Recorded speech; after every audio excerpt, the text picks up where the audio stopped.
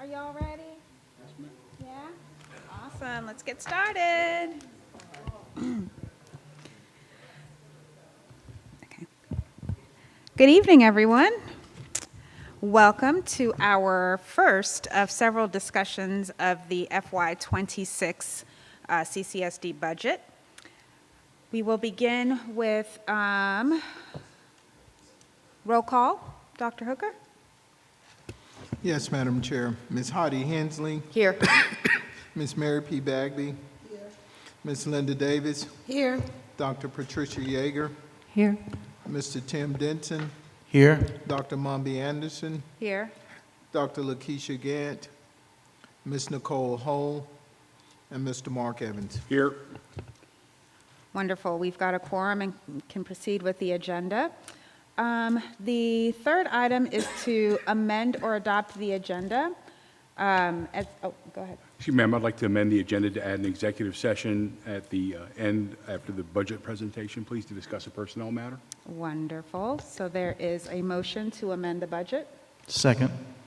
All right, motion made by Mr. Evans, seconded by Mr. Denson. All in favor of amending the agenda? Raise your hand, say aye. Aye. All right, that motion passes. Ms. Palmer will amend that to include the executive session upon the end of our meeting. All right, now we are at item 4, the FY26 budget presentation. Mr. Greiner, would you like to grace us with your presence?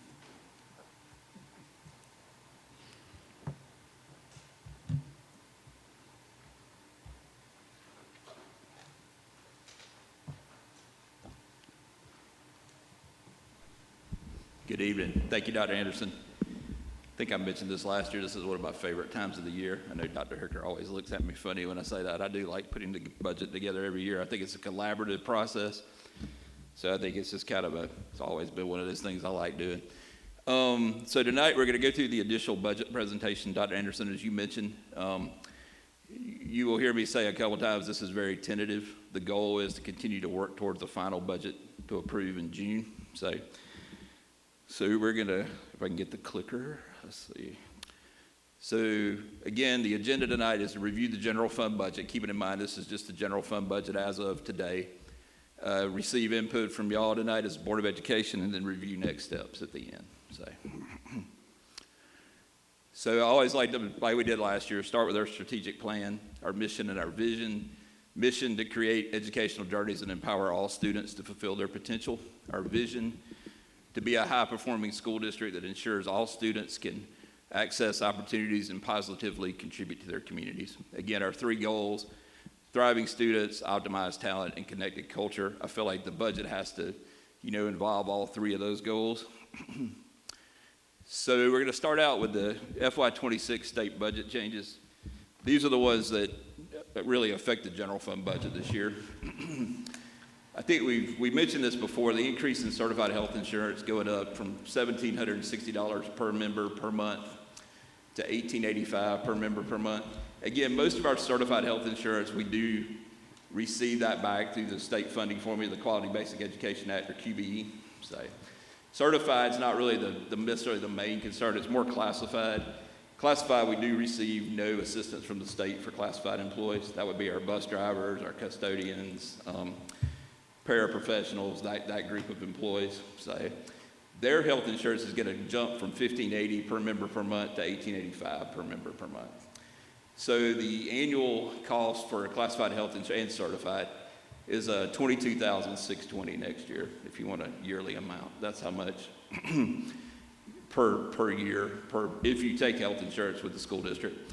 The TRS match is increasing from 20.78, this is the employer match, from 20.78% to 21.91%. We did receive an increase in our pupil transportation allotment. This is something Governor Kemp has worked, I think, really hard the last couple of years. Again, it roughly funds, I'm trying to think off the top of my head, about 17% of our total transportation budget we get from the state. But it's better than it was. Last year, we had a jump of about $500,000 or $600,000. This year, it's close to $300,000. So we're continuing to make strides in that. So we're thankful for those efforts by Governor Kemp and the legislative body.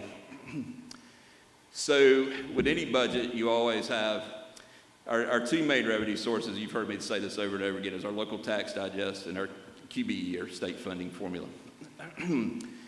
Right now, we typically this time of year, I would come in here and say we have our tax digest numbers. Unfortunately, we do not this year. So this is a guess. That's why you see estimated. I did have a good conversation with our tax assessor last week, Mr. Kurt Dunnigan.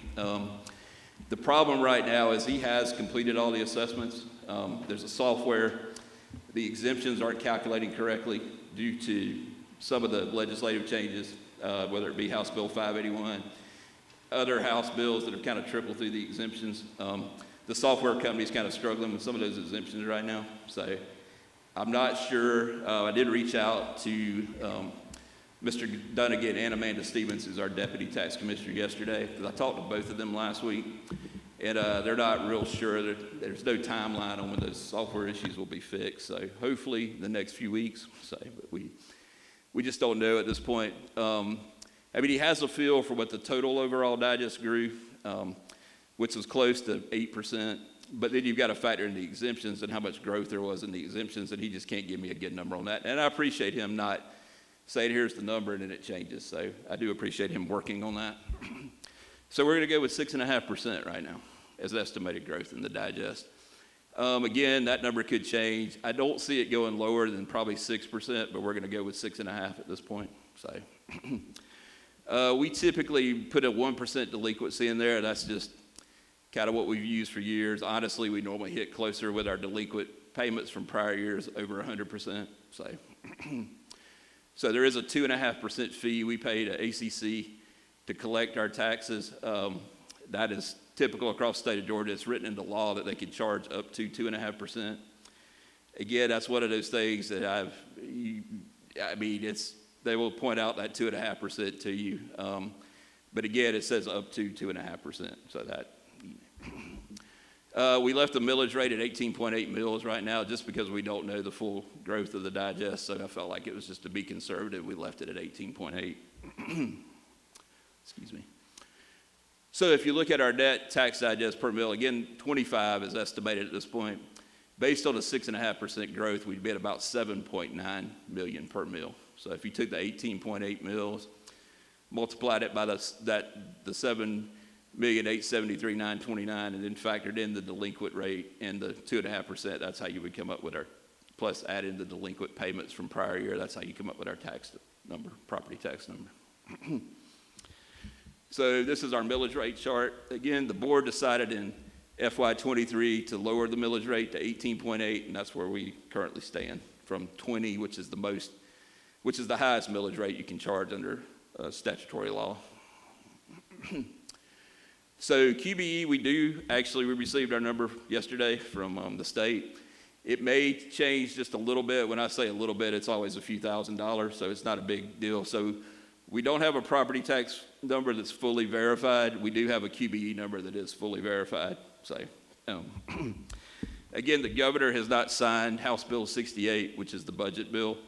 Typically, he just signs that. I don't foresee any major changes. So the funding formula is built on an FTE of 12,135, which is about a 1.05% increase. Last year, I think we were at about 1.04, 1.05. So pretty much the same increase in FTE. No austerity again. We've been fortunate for the last several years that we've had nobody taken back by the state. TRS, we've already talked about. Our local fair share, this is the 5 mills that we give back to the state. It's written into law that we do this as part of the QBE funding formula. So that number went from 28.6 million to 30.7 million. And again, this is based on our 23 tax digest. This runs 2 years in arrears, so you're always, keep it in mind if we go back. 23 is when we had a pretty large jump in the tax digest, so that's why that number is increasing, roughly a little over $2 million. So next year will not have quite as big an impact because the digest didn't go up quite as much, but again, it works backwards, kind of like the remote right now, or the clicker. We talked about state health benefit increase. I did add in a midterm adjustment. That's pretty much where we've been the last several years at around $950,000. That's where Our funding is based on our FTE count mostly from this past October 24. So when we do our count at October of 25, the state will make an adjustment for that, typically January, February. The governor, it's called his amended budget. So this leaves us with a net budgeted QBE estimated to be at about $94.9 million. So if you look at our total estimated revenues, property tax is about $9.3 million with that 6.5% growth.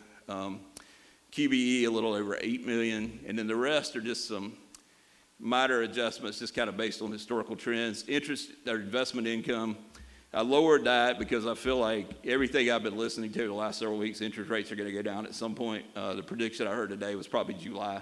So as interest rate, most of our funds are invested at about 4.35% right now, but I don't feel like we're going to get that rate. I wish we would for FY26, but I feel like we'll be in the mid threes by the end of, or low threes by the end of FY26, so I adjusted that number down. So our net increase in revenues is a little over $17 million. So now we're going to move to the expenditure side. We've already hit on all three of these: certified health insurance, classified health insurance, and TRS, all mandated by the state. Our initiatives, the two items we've included in here, keep it in mind, again, salary and benefits make up 86% roughly of our total budget, our total expenditure budget. Step increase, if applicable for all employees. What I mean there is sometimes the way our salary scales are set up, you may not necessarily get a step. You may move up on the step, but it does tend to skip years as you get to a certain level, and you may get one every 2 years. So some employees will get a slight increase, some may not. We also have some employees that have reached the end of the salary scale. I think a couple of years ago, y'all did a longevity supplement stipend. That was for those employees that had hit the end of the scale. So continuation of the 403B match that y'all approved 2 years ago for all employees who participate in the PSERS program or retirement program through the state. The match would be up to 6% as it was last year. We built that into the budget again. It roughly is around $400,000. We have found we have about probably an 80%, somewhere in that neighborhood, participation rate with that plan. Our employees have loved that. So again, thanks to y'all for approving that 2 years ago. It's been a real solid benefit for our employees. On the expenditure comparison, you will see salary and benefits, and we're going to talk more about this in a minute. So last year's total budget on the left, FY26 projected on the right, about a $10.4 million increase in salary and benefits. We did decrease our operating budget about $166,000. That was kind of a concentrated effort to at least stay the same, if not lower it a little bit. So our total increase in expenditures is $10.2 million. So when you look at the salary and benefit difference, the majority of that is health insurance and the TRS change. Health insurance being $6.7 million, the step increase being about $1.3 million, TRS 1.8, and then we've got workers' compensation going up a little bit just based on our increased payroll from the increases we've had over the last couple of years. And then other net differences, so that's your $10.4 million. Again, $8.5 million of that $10.4 million is state mandated changes that we have. Dr. Hooker and I have had that conversation several times during the budget season that, you know, our budget being at 241 last year, if you add in the 8.5, you're already almost at 250 million just with the state mandated changes, so, without making any other changes to the budget. So next, I just have items to consider. We can certainly add to this list tonight. This were just items that, you know, we came up with. The future of federal funding. We don't foresee any changes in FY26, but I do think it's something we got to continue to monitor because it seems to change, you know, on a daily or weekly basis. The Promise School Scholarship Fund, I know Mr. Evans has mentioned that several times, so, and other board members as well. Potential for any increased prices. You know, we are going off what items cost today, you know, with some of the policy that's going into effect now. We just got to continue to monitor that as well. And then the recommendations from the Sustainability Committee from this past Thursday night, taking those into consideration. I didn't list out those. I know there was a sustainability coordinator, a grant writer, and then I think there was the energy audit, some other items that would have a budgetary effect that we can definitely talk through more. So that's kind of what I was looking at there. Fund balance, just kind of some general rules around fund balance. Standard best practice is to have at least 3 to 6 months of reserve funds in your fund balance. The FY26 budget as presented right now, we have about 2.64 months. The state of Georgia at the end of FY24 had 4.7 months of reserves. Governor Kemp has often talked about the rainy day fund. That's what that essentially is. Georgia school districts on average have about 3.8 months. It varies across the state.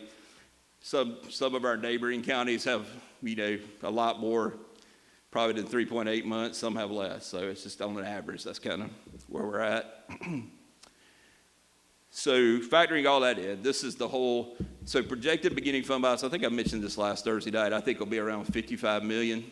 Our estimated revenues, estimated expenditures as presented right now, we would have a little bit of excess revenues of about 410,000. So our goal this year is to definitely have a balanced budget. Dr. Hooker and I have, I think have said that a few times, but that is definitely our goal this year. So ending fund balance would be 55.4, which is roughly about 22% of our total expenditures. Keep it in mind, there's still the old 15% adage out there. Again, I don't think that was set back when health insurance was mostly subsidized or totally subsidized by the state of Georgia. So there's a lot of different factors into that 15%. It is challenging to find many districts that are at 15% now. Most of them are above 15%. So our budget timeline moving forward would be to May 8th to approve a tentative budget. Again, I emphasize tentative, nothing final, just a tentative. And then propose to run the budget hearing and millage rate ads, kind of on the same schedule we did last year. We would have our first budget and millage rate hearing on Monday, June 2nd.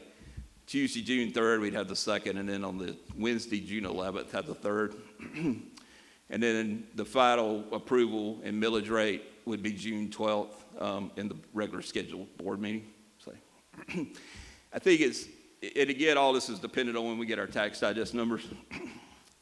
So we really can't do the millage rate and millage rate ads until we have a final tax digest. So hopefully by May 23rd, we'll have a tax digest. I feel confident we will, but that again could change this whole schedule. I will remind you, you can actually approve a budget without the millage rate. I've done that. And we're fortunate here. We don't normally have to do that. Other districts, I've done that. You can approve the millage rate, and you can approve it with a tentative millage rate. Then you have the millage rate hearings in, say, July, August, if you need to. So that's just something down the road. We've been fortunate. ACC is always, or the tax assessor's office has always given us those numbers. We didn't have to do that. I will say other districts, it does not happen that way. So we're very fortunate.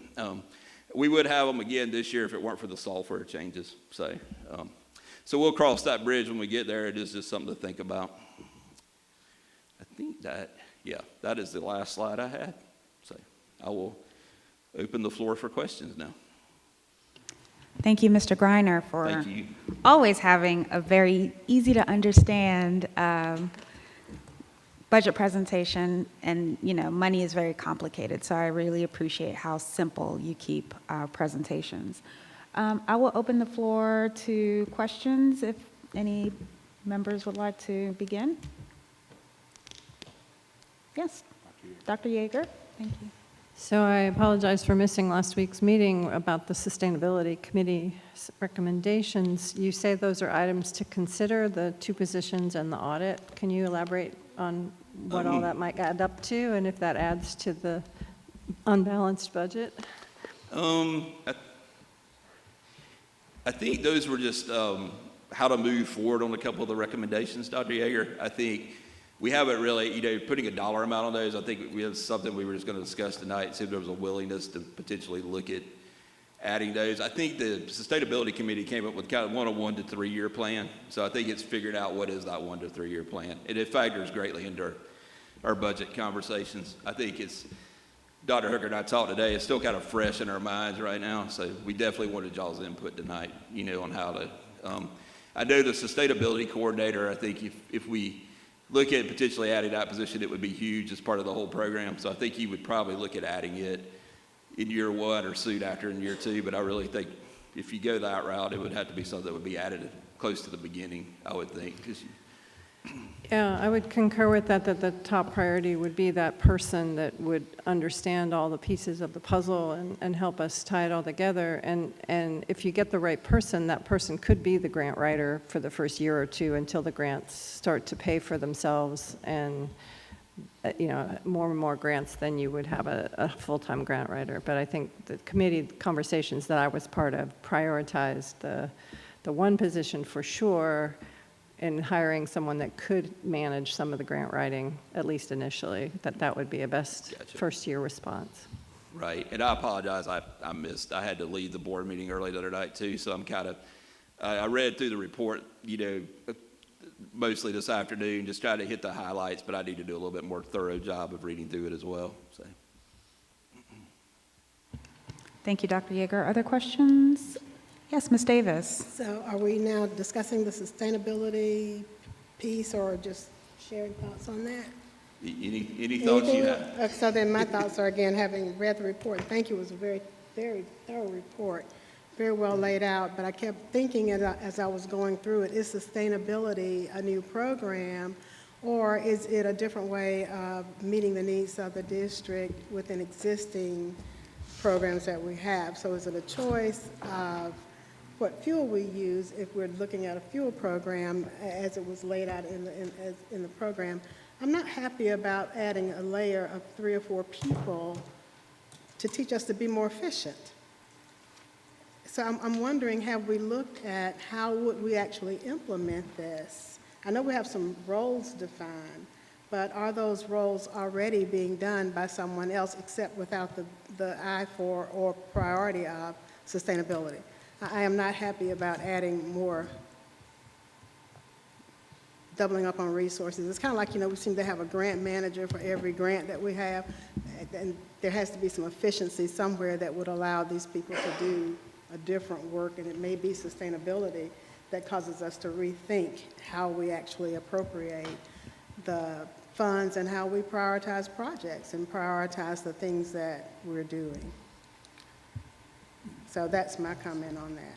Right, and Dr. Hooker, Dr. Scott, if they would, I know we've had some internal discussions, do we have some of that manpower on the grant writing side in-house, potentially restructuring a little bit, but I don't know if y'all want to.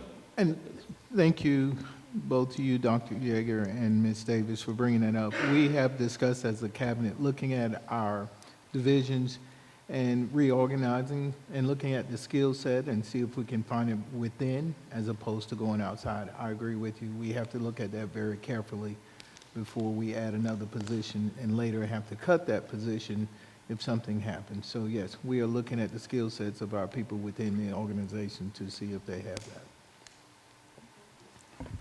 All right, other questions, thoughts? Yes, Mr. Dunson. Thank you, Madam Chair. I definitely am interested in us pursuing those, the 2 high priority positions when it comes to the Sustainability Committee, and starting with the Sustainability Coordinator. And I think that's if we look at how that position has been dealt with at other school districts, but also at other entities here locally, specifically UGA and ACC, it's a pretty specialized kind of skill set that you're looking for when it comes to the Sustainability Coordinator position.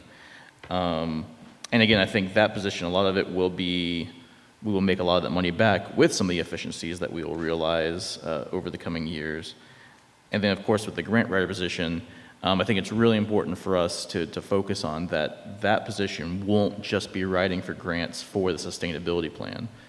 That position is talked about to be able to write grants and increase the amount of revenue that we're getting from grants across the entire district for all different kinds of programs. And so I think because of that, I think that it will very quickly, we will see that funding come back here. I think the plan actually puts in there that if we're able to get just $1 million annually from that position, that it pays for itself right there, including benefits, costs, and everything. And I think that's a very realistic thing that we'll achieve. The other thing that I'll bring up, and I think it might be prudent for us to look at a modest decrease to the millage rate. Our general fund did grow again in the last year. From what I was seeing, it grew about 1.44% in the last year, or at least that's the projected growth that we'll see, 1.44%. And I would be definitely comfortable with us being around the 20% level when it comes to our fund balance. And from my calculations, that shows that we could bring it down to about 18.2 mils, and that would bring us down to 20%, plus also leaving about $250,000 that we could use still to fund those sustainability positions and the grant writing position.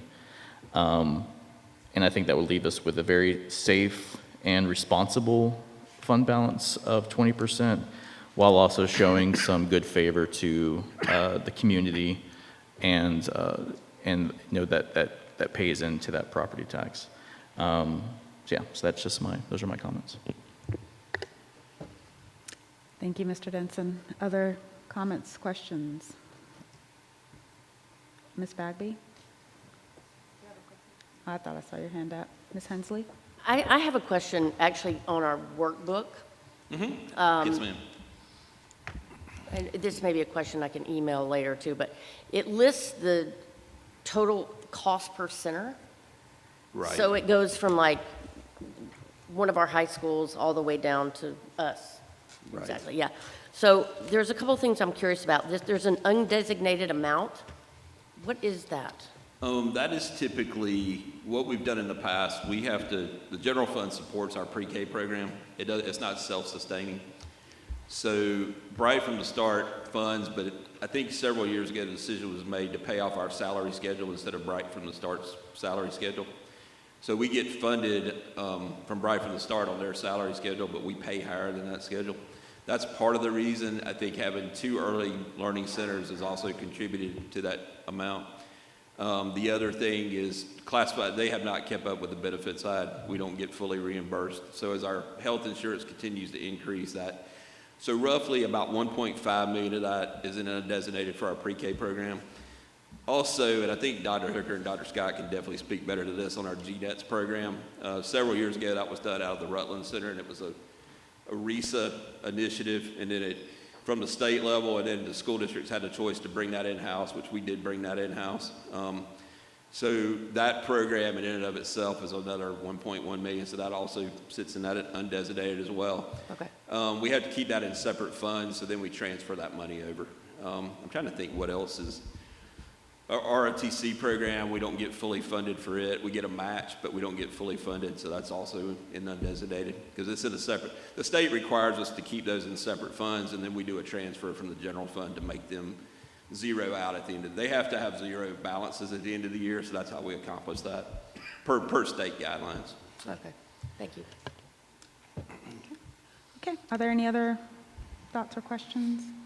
A quick question about I don't remember, we may have supplemented the funding for right from the start, but, you know, in my mind, I guess because I came on board, it was a self-sustaining program, and then we had that $5 million that they spent last year that again came from right from the start and not our budget. So how are our funds being used to supplement that? Is it in benefits, or how are we supplementing right from the start?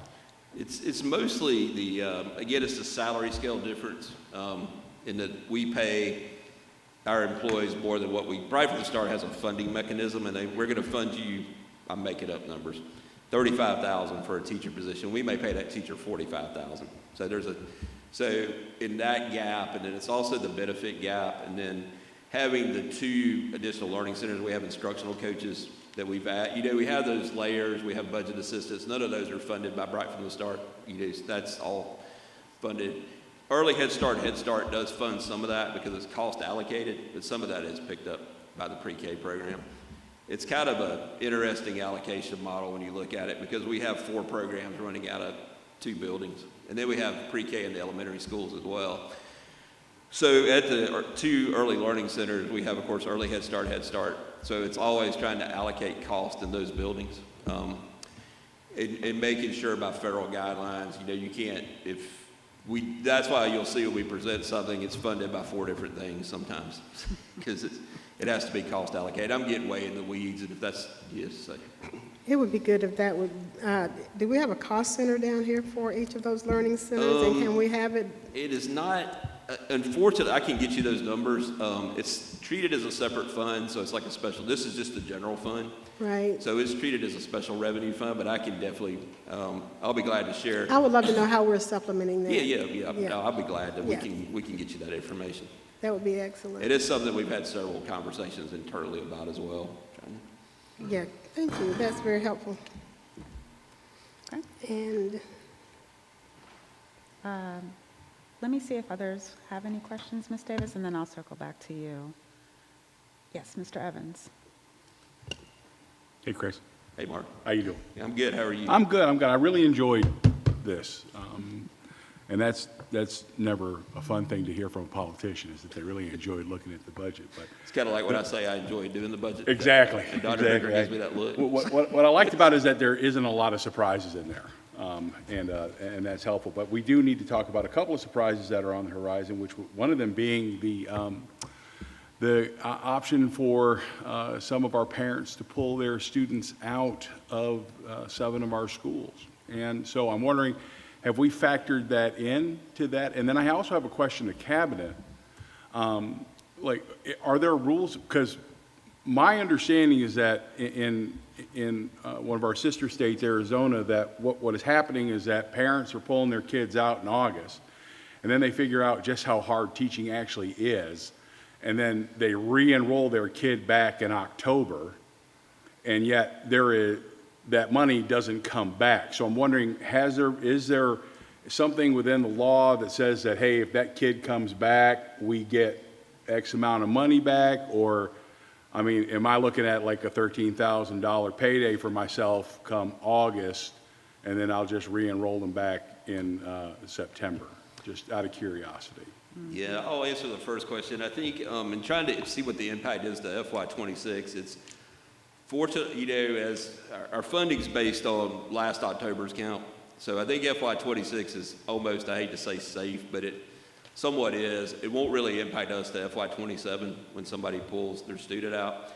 Dr. Hooker brought this up yesterday, and I also saw the same article. I think currently 12,000, and we don't know what counties. I think we were trying to figure that out or work on that with the state. 12,000 applicants so far for that program. I think one of the deadlines is coming up soon, and then I think there's a couple of passed. The Is first it one just passed? passed. So Yes, gotcha. April 15th. First one just passed. And then the second part of that, I know with our FTE count, the main count's done in October. So if they're in our school system in October, they're going to get counted. So it wouldn't affect, if they come in November, then it's going to be factored in later into the count. As far as the refund of the money, I don't think there's any mechanism that I've seen in there. So I don't know if Mr. Pruitt's had a chance to review that either on the Promise Scholarship Fund.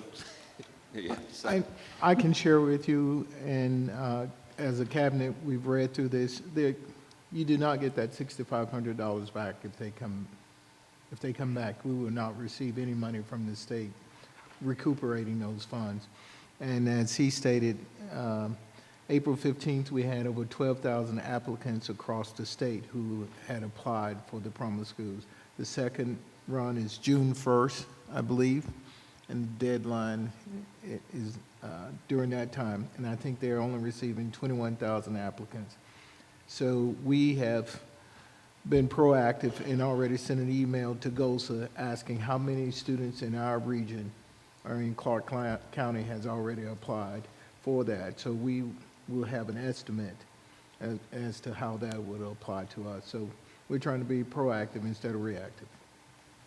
I can just see where this is going to get out of hand fast.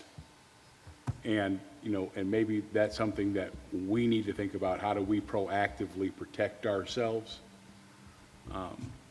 from, people who are taking advantage of the system? And we're seeing this in Arizona. We're seeing it in other states where they have this particular setup. So it concerns me. And I just want to make sure that we are ahead of this. As a cabinet, we have discussed this, and we're trying to be ahead of it because, as Mr. Griner stated, it may not affect us in '26 budget, but in '27, in year '27, we could be looking at layoffs. So plan wisely. Once we get the numbers from GOSA as to how many of our students have applied, I will quickly share it with you. Thank you, Chris, thank you, Dr. I appreciate it. And to kind of, just one more quick point, I think then it comes down to how many students are you losing. You got to look at the staffing ratios, and that gets into a whole different level, at each school level. So, yeah, I think 26 again it won't impact very minimal, but 27 definitely. We'll have to look at that one in conjunction with HR as well. So. Could I ask one more small thing? Okay, so you're saying that there's a software issue. Is that because the county decided to opt in and we decided to opt out? Or? No, it's statewide. Okay. I think a lot of this, and Mr. Dunnigan didn't elaborate, but I feel like a lot of tax assessors use the same software company. Right. And I can't remember, I think I vaguely remember the name, but I'm not going to say it because I don't want to get it wrong. That I think it's a statewide issue at this point. That it's the House Bill 581 exemption is kind of filtered through. I think they're having a hard time getting it set in the software. So I think it's the fact that the county, I think it's statewide. I don't know of any, I know Barrow, I need to follow up with Ms. Houston over there, their CFO. I think they were supposed to get their numbers, but I don't know if they did either. I was just been kind of keep in touch with other districts around us. So I think it's whoever uses that software is having the same issue right now. And I think Mr. Dunnigan kind of figured that when we met with ACC Gov back in October of last year. He said it was going to be very challenging as they try to write the program and get it right the first year. His numbers just aren't matching right now.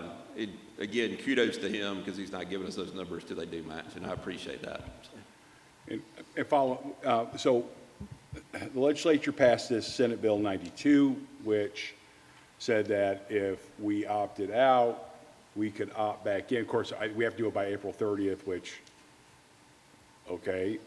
But one of the real carrots in that thing is that for construction fees and things, right, the state would eliminate those. So basically,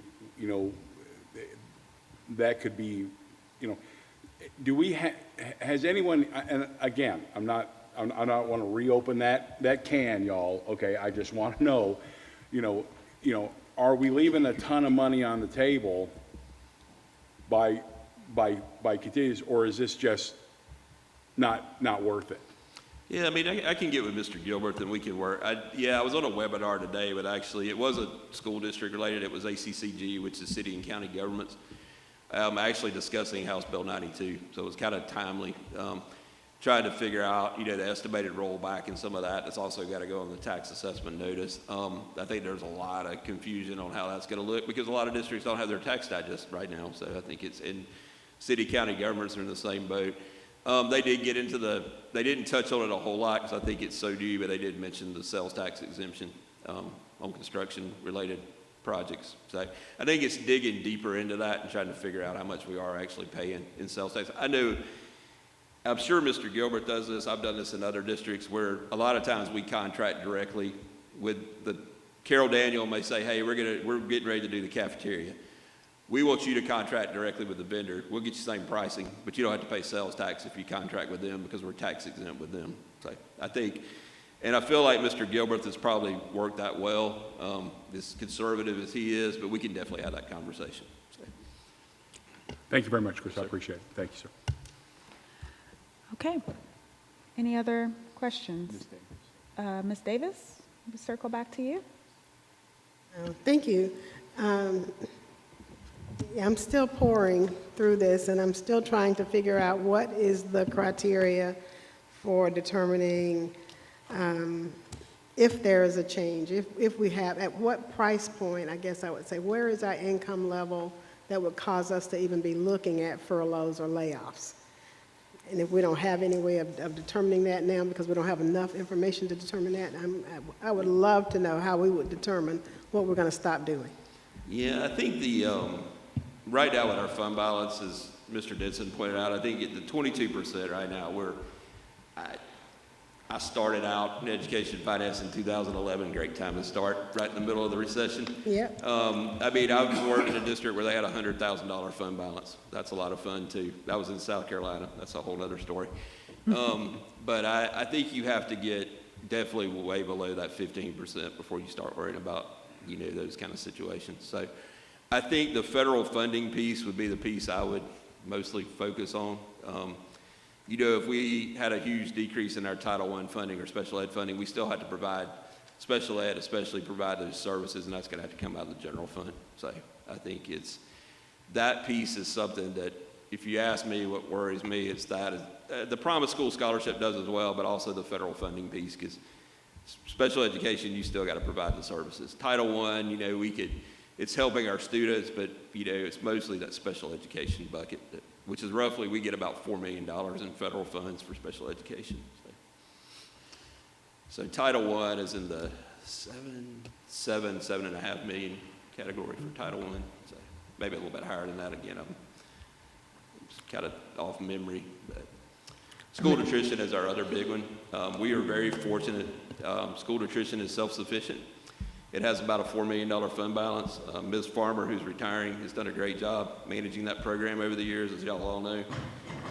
Eventually, if the school nutrition program looks a lot different, that's also the general. I've heard from other districts that have to supplement their school nutrition program out of the general fund. So those are different things.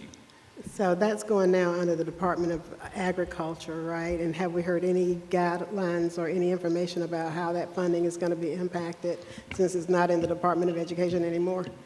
The few things that we've seen, Paula has said, or Ms. Farmer has said, it would not have an impact right now. I mean, I think it's that gray. It's a very gray couple of years area right out. now. Yeah, as it continues to filter out, and Congress has to get involved as well. I think it's definitely. I mean, you look at early Head Start, again, will those programs be affected as well? They're totally federally funded for them. So. Yeah. And Ms. Davis, to answer your question, as a cabinet, we have been discussing this all year long. This year, we cut our budget, correct me, team, 15% from Title I. Next year, we're looking at saying 25. We're not sure what's going to happen with Title I budget. And a lot of our teachers, some of our teachers are funded through Title I. So we're already thinking, how do we fill that gap and making that happen? So all the scenarios you've talked about, we're discussing constantly. I just want to know that you're talking about it Yep. and that somebody's got a plan and the plan is actually available at some point, and we'll Yes. hear some presentations on that, just to kind of reduce my anxiety, I would say. And once we know more from the federal government, come July 1st, I believe that's when the budget, we receive Title I funds, we'll know better, more information about that, and we'll be glad to share it with you. All right. Yeah, I will say this past year, I think we went with the confidence just from stuff we heard. FY25, not 26, that we didn't really do a haircut or reduce Title I. Dr. Elder did this year reduce it, and we told the schools that up front, when we went through the allotment process. If we get more money, that's great. We'll figure out, how to allocate that, but we wanted them to be prepared for that scenario this year. So.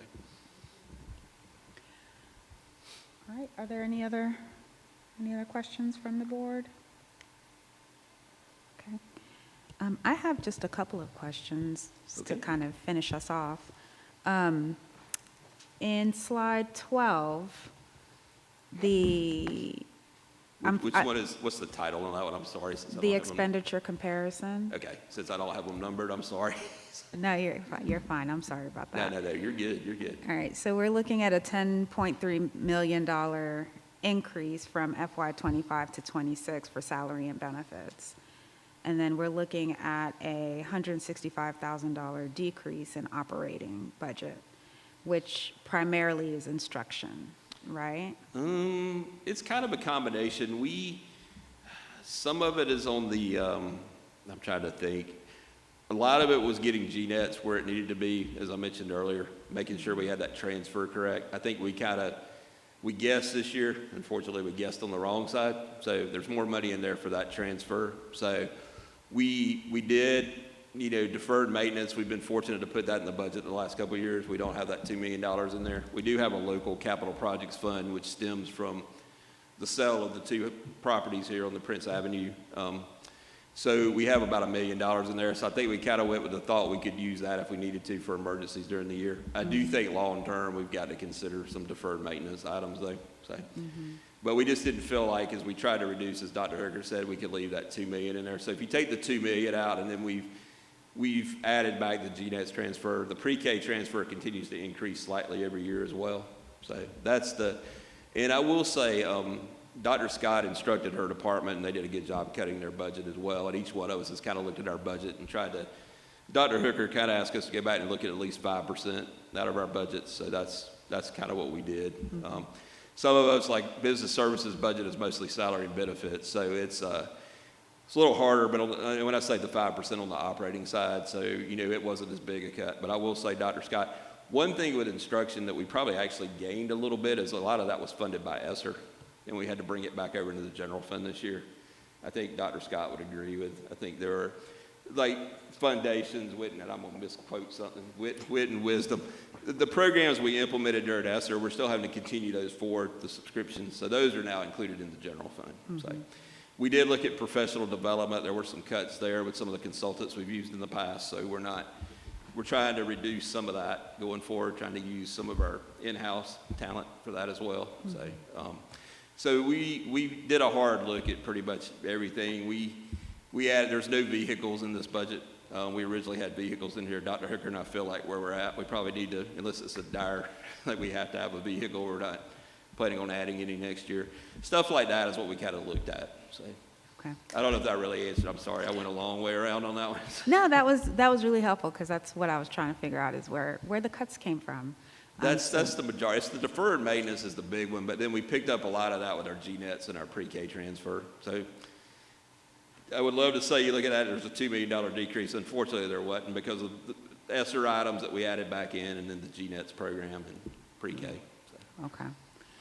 And then you threw out an 80% uptake in retirement. I'm sorry. That's on the 403B. I just wanted y'all to kind of know what our participation level was in that match. Roughly, Ms. Cook, who's our payroll supervisor, ran a number. It was around 76%. I feel like it's a little bit higher than that. I feel like we're, based on the contribution level being around 400,000, I think we're more in the 80% range. So. Okay. So those are employees that are taking advantage of that 6%. They're putting in 6% and they're getting the match, or they're putting in some amount and getting a match to that they otherwise were getting a small contribution amount through the PSERS program, which is roughly about $50 a year, I think, for PSERS. So. Okay. Do you anticipate that uptake increasing, that participation rate increasing? We've done it for 2 years now, and it's kind of been at that same level. I think we could do some more education. I will say Clear Concepts, who's our benefits partner, did a great job of getting out to the schools along with Ms. Cook and promoting the program, went and met with all our bus drivers, all our custodians. So I think it was well received. I mean, we could definitely put a little bit more emphasis on that, and try to get that number a little bit higher. Yeah, I would love to see 100%.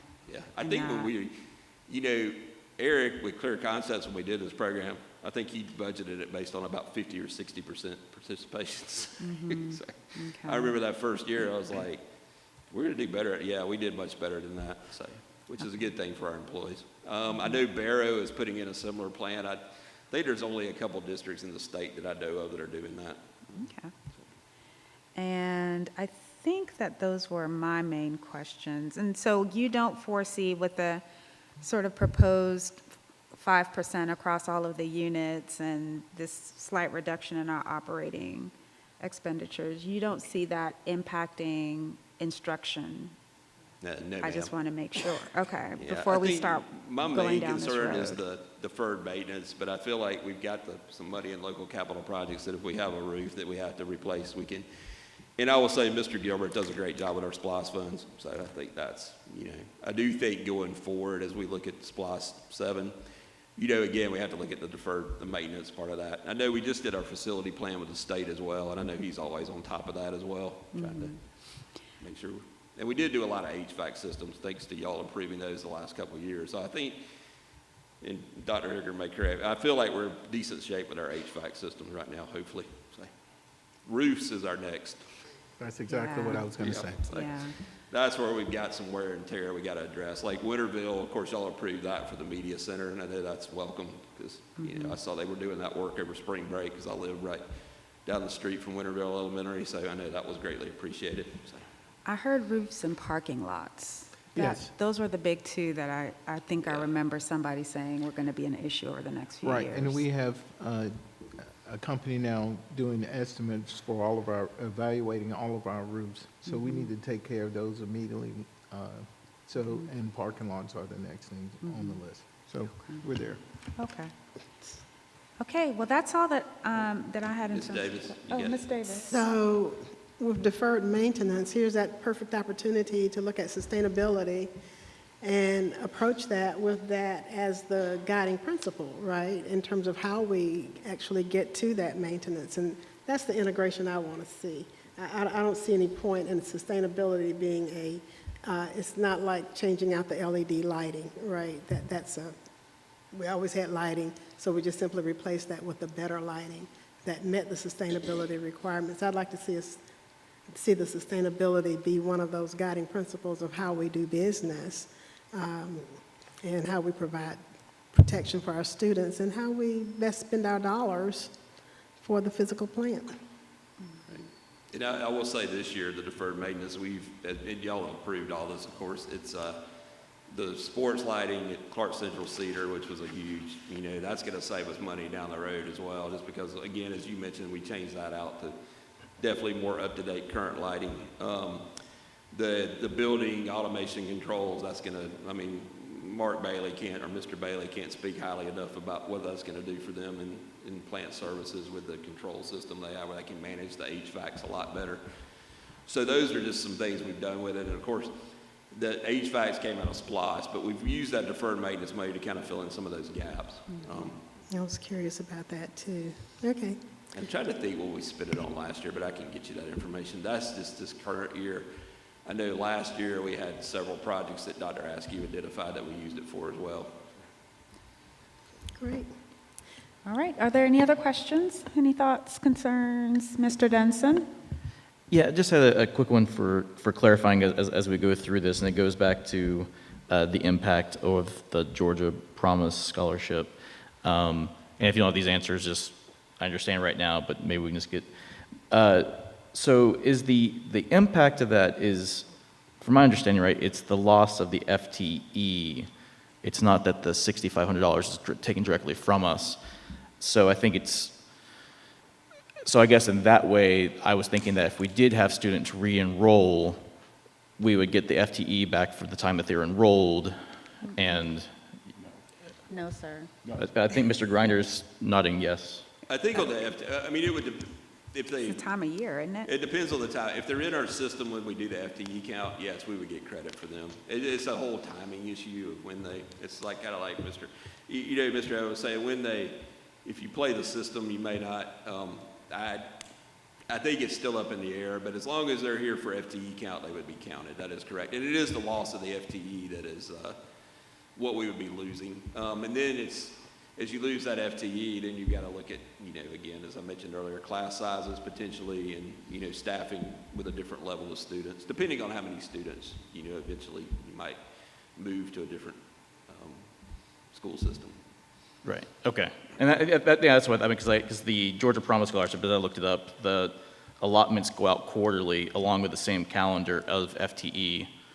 So a person, I guess, a family could, kind of play it, but you only get 25% of the money for that quarter. And if you re-enroll into the public school, you don't get rest of the scholarship, and then we would get counted for the FTE. I'm just trying to get a more accurate idea of what the impact. The impact could actually be, it's more than that $6,500 of the Promise Scholarship, because our FTE from your presentation here is looked at $12,135. No, that's actually, I'm sorry, Is the it- 12,000 word 35 is how many students. Okay, or- what's or the- full-time equivalent students we have. It's not a dollar amount. I can get you what I cannot remember off the top of my head was what like the 11. base student cost is. It's easily like 3,000-4,000, somewhere in that Okay. neighborhood, but I'll get that information for you. Okay. Like, what is a base, like if you took they consider high school the base. Don't, that's just what they did when they set it up in 85. And they have a base cost per student, and I can get you that. So Okay. basically, and then as you're in different categories, like special education, of course, gets a much higher weight because, you're spending more resources, of course, more than likely on those students. So it kind of varies, elementary, middle, you may not spend Sure, as much as right. a high school student, so.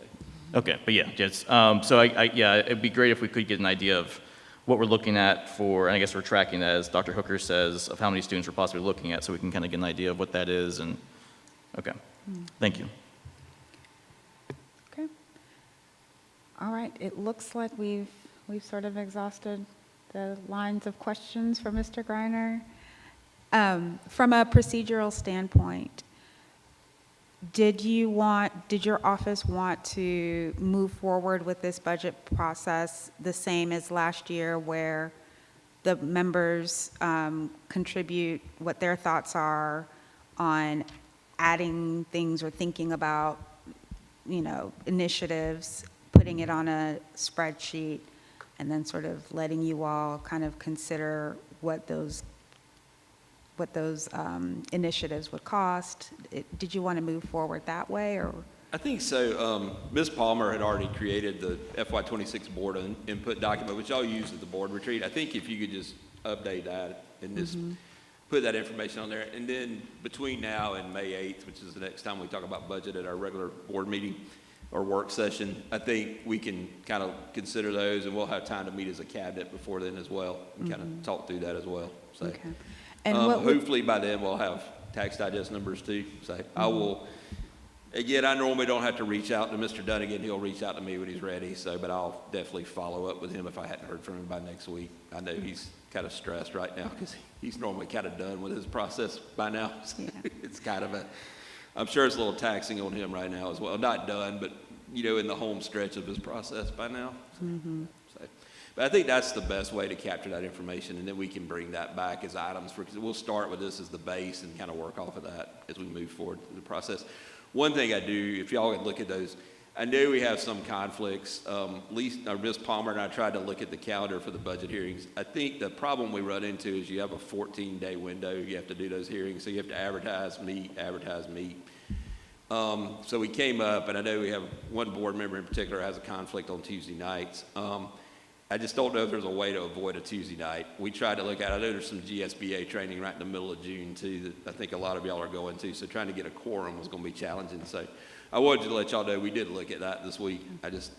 But if y'all will look at those dates and just make sure, the biggest thing is let Ms. Palmer or I know if we have a conflict. We just need to know before we run the ads. Okay. Once Thank we you. run the ads, we're not done, but we have to rerun them, which gets kind of costly as well. Yeah. Thank you, and I appreciate you bringing that up because I know one of the issues in the past has been having a quorum here. And from a public-facing standpoint, it makes it appear as though board members don't care to be here for these hearings, when really it oftentimes is just a conflict Right. that can't be avoided based on the hearing scheduling, the ads, and all of that. So I'm thankful that you brought that up. So we'll work with you offline and try to figure out Sounds good. if we'll have a quorum for those meetings. And then lastly, with respect to your time, to your unit's time, do you want us to have our thoughts documented on that shared document by a specific date? If we could do 1 week ahead of the board meeting, which will be around April 30th, that would be great. Okay.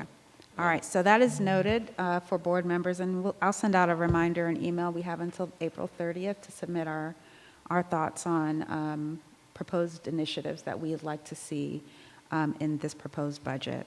Right. And if you have one after that, of course, we'll consider it. I think if you feel like that. Nope, don't say that. Okay, I will not say that. I'm trying to be say. Yeah, I think that 1 week of having time to kind of rethink through the presentation, that would be good. I will say I had this done yesterday morning, and of course, we get the QBE number yesterday afternoon, so I had to redo a lot of it. So I'm used to, tweaking it at the last minute. So I had already met with Dr. Hooker yesterday morning. We didn't have our final QBE number, so it came in a little bit higher than we thought, which is a good thing. So yeah, but I had to redo it and meet with him again this morning to let him know. I didn't want him to see that and go, that's not what we talked about yesterday. Fair. All right, well, thank you. We appreciate your flexibility. Thank you all. But yes, we will try our best to make sure that we've given you at least a week Okay, to think perfect. through some of these things.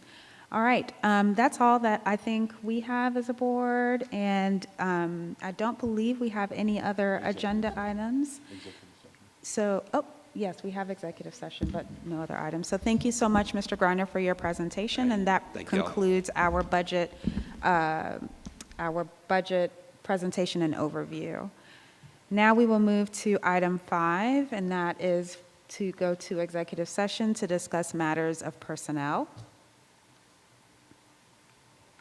Make a motion that we go to executive session to discuss Second. personnel. All right, motion made by Mr. Evans and seconded by Ms. Hensley. All in favor, raise your hand high, say aye. Aye. Okay, that motion passes, 6. Ms. Bagby, did you vote for the executive session? You said aye? Okay. That motion passes unanimously. All right, thank you, everyone.